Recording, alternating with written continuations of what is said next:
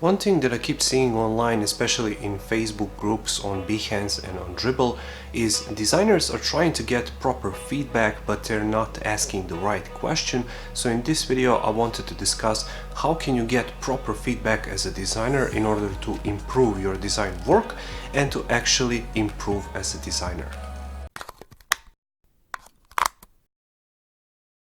Hey designer, Alex here, welcome to the channel, and the first tip I have for you is ask the right people. Don't just ask your friends and family who are not designers, because they can only tell you that the design is nice, the colors look nice, images are cute or whatever, but that's not the proper feedback that is going to help you improve your design work for that particular project or your design career overall. So just make sure to ask the right people. Ask the designers in online communities or in your offline community, if you have one next to you which is close to you, that you can ask designers for proper feedback, because they are actually going to provide you with the proper feedback because they are doing the work you do.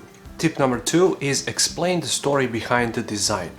You can upload design to all of these networks, so for example Facebook groups, Dribbble, Behance, and other designers can see the design, but in majority of times they cannot understand the reasoning behind your logic and your elements on that particular design. So explain the story, what the project is, who the client is.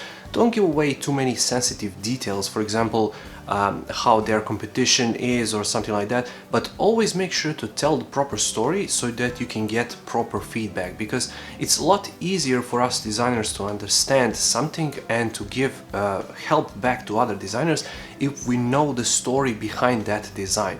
So just explain what the client needs, what the project is, what they require from the design, what they want to achieve, so that we can understand what you're trying to achieve with your design, so that we can give you proper feedback. Tip number 3 is ask for specific feedback on your design. Don't just upload the design work and ask other designers, what do you think of this? Same like your parents and friends who are not designers, they're just going to tell you colors look nice or design is overall nice, images I like or something like that, but that's not the proper feedback which is going to help you improve that design. So ask for specific feedback on your design. For example, how do you like the typography? Do you think that the titles are too big in comparison to the paragraphs? What do you think of these images? Should I tone them down? Do you like that style with the theme of the design? How do you think that all of these elements fit between each other? Do you like the background shadows? So that is specific feedback that you're asking from the design community, and designers can then easier understand what you need and then provide you with the proper feedback that you actually require. Tip number 4 is read between the lines. Don't just read all of the comments and take them for granted, because sometimes designers have a lot of spite for some reason and they don't like to provide you with the proper feedback. A lot of the times you will see some nasty words like I don't like this, this is terrible, don't use this, or something like that.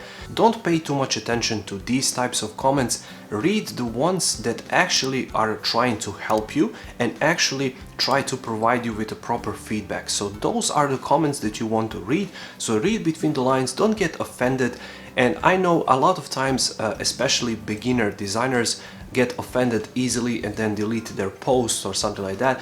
Don't do that. Just read between the lines and find the proper feedback from the designers that actually want to help you, and those are the ones which are going to help you improve your design work and your design career. And finally, tip number 5 is actually go and apply that feedback. Don't just go around and asking for feedback and never applying anything of it, either because you think those people know nothing about design or you're just lazy. Go ahead and apply that feedback, make a version number 2 of your design, for example, and apply that feedback that you got from all of those other designers, because sometimes just small little things that you got here and there can really help you improve your design and really get it up to that next level. So go ahead, apply what you learned from all of those comments, because those people are actually your focus group, because you're asking designers for design feedback and design advices. So go ahead and apply what you have learned from that particular feedback. Thanks for watching the video. I really hope you found some value in it. Let me know down in the comments below how you ask for feedback, or did you ever get specific feedback, or you just get those nasty comments, and did you ever apply the feedback to your design that you got from all of these design communities. Make sure to hit that like button, subscribe. I upload new videos every single week on design, monetization, passive income techniques and more. So if you don't want to miss that, make sure you subscribe, and I'll see you in the next video. Take care.